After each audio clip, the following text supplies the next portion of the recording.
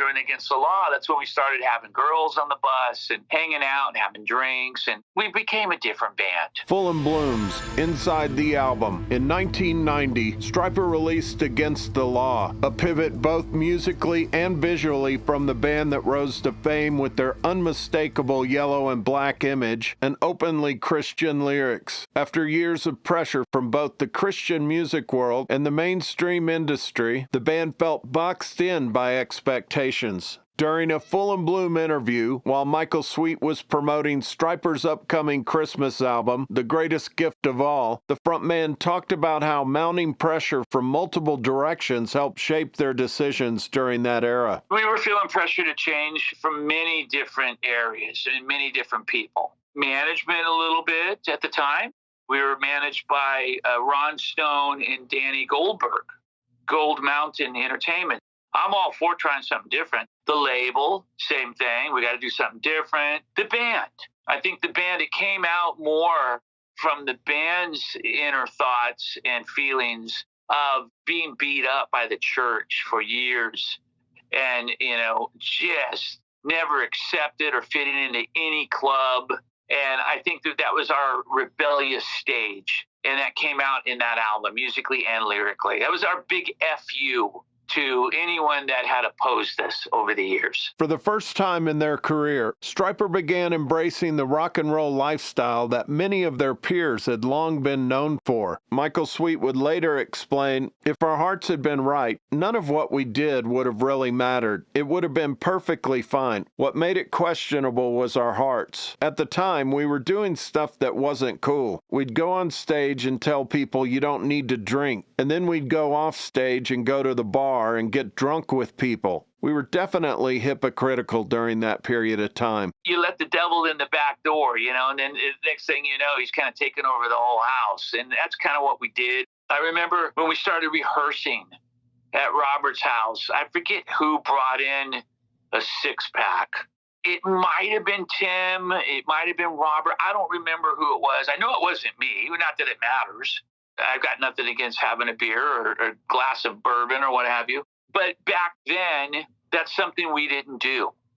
We had kind of walked away from that lifestyle and decided to make a change and not go back to that lifestyle. And all of a sudden, here's beer being brought into the rehearsal. And it's like, I remember the oh crap moment where we're all kind of looking like, what?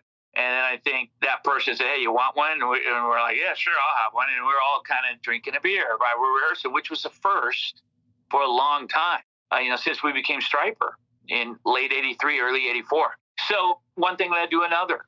Next rehearsal, a 12-pack. That night after rehearsal, a party at Robert's house. And a bunch of people over, we're all drinking, vodka with seltzer. And, you know what I mean? It just kind of opened the floodgates. And when we went in to make that album, we were partying in the studio during the making of the album. We were drinking while we were recording, and after the sessions, we would have get-togethers and drink a lot of booze and whatnot. And that was kind of what was going on during that album. And to me, that's not us. But we were all caught up in it. That's when we started having girls on the bus and hanging out and having drinks, and we became a different band.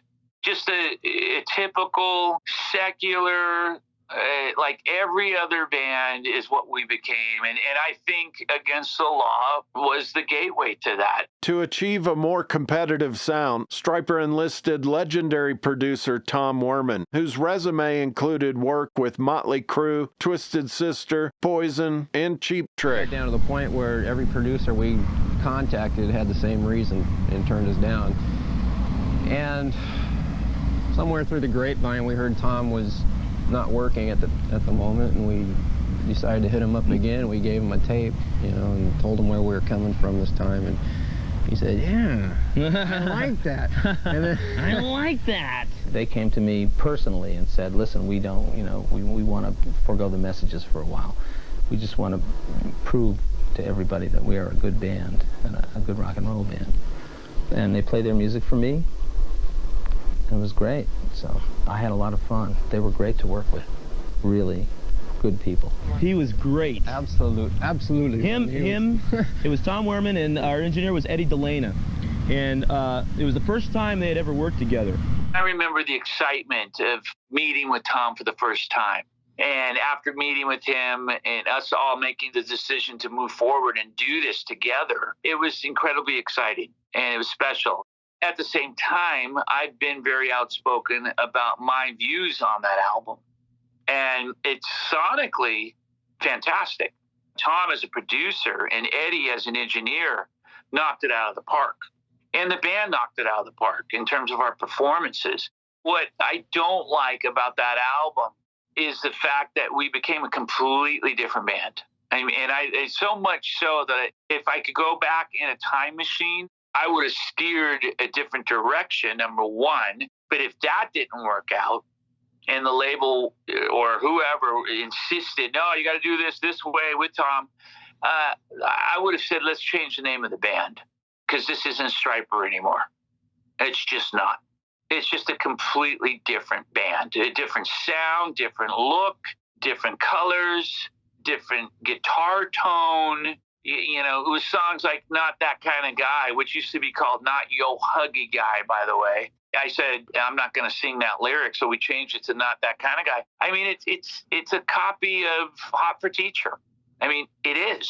If you listen to it again, with that in mind, I think you'll get it. It's Van Halen. You know, and we're not Van Halen. We're Stryper.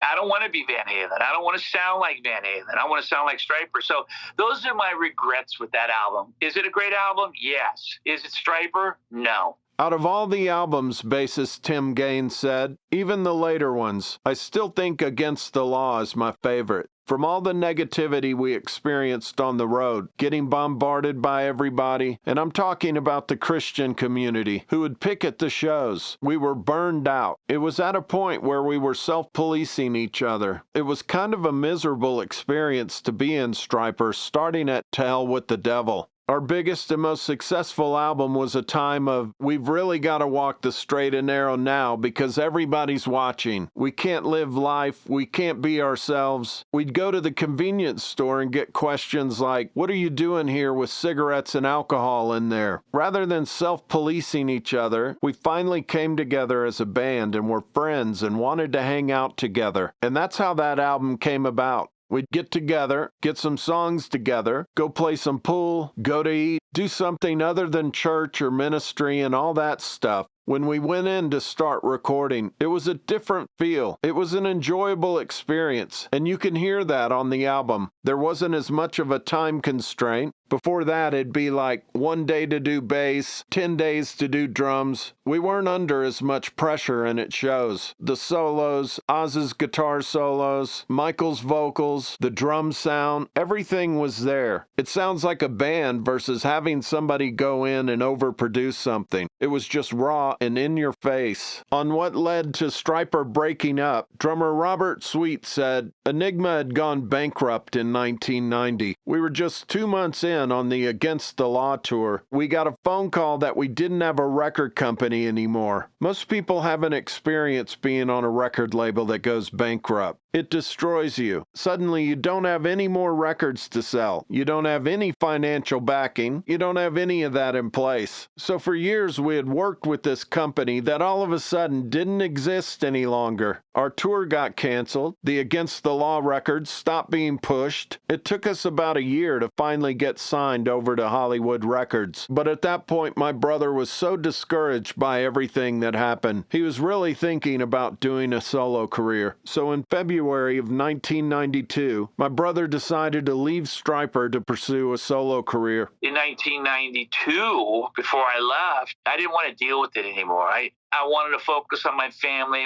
Our marriages were suffering because of that time frame Against the Law, our attitudes more than anything. And I just wanted to get out before it was too late. And I left the band in 92 and focused on my family. And I was a dad and a husband and just didn't do much of anything. And then I got back into music and released my first solo album in 94. That sold like 250,000 copies, huh? I think more than that, but I had like 5 number ones. It was strictly Christian market. I kept trying to get the label, which was called Benson, the biggest Christian label at the time. And they released Stryper stuff to the Christian market back in the 80s. So I went to Benson and as a solo artist, and they signed me and released my first solo album. And yeah, it sold like 250,000 units like in the first couple of weeks.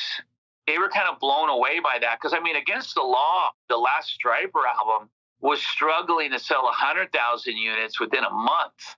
It just bombed completely by all the other standards at the time. It bombed. Coming off the heels of multi-platinum albums with To Hell with the Devil and In God We Trust, Against the Law was a real turd in terms of sales. So yeah, my album came out and it was doing fantastic. And I went out and toured and did great. And we were killing it. And the label was happy. I was happy. And, I'm not drinking anymore and singing about Jesus. And I'm feeling like, all right, I'm back on track again.